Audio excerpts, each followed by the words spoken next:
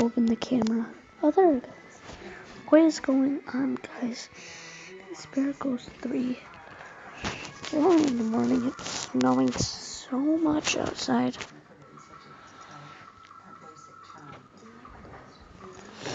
Well, I want to show you my dogs. I had to open my eyes more. Jesus. I can see perfectly, but my eyes are barely open. I know my mobile data is turned off. But in the meantime of my dog coming here, I'm gonna see if I can get any games.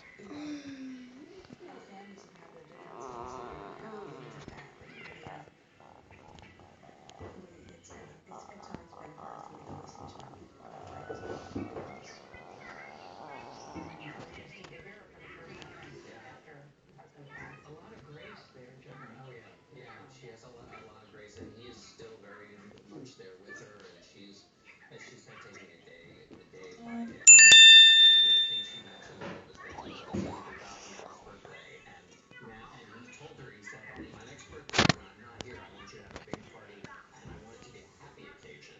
So they're already planning for that. Yeah, there you go. Are you ready? Almost 14 years.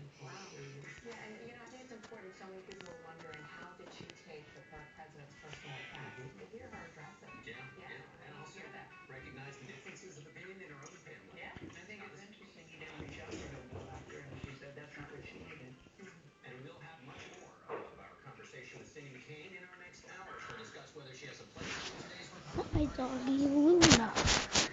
Kate's children are planning their outing on this podcast. Entertain you, or I go to the bathroom.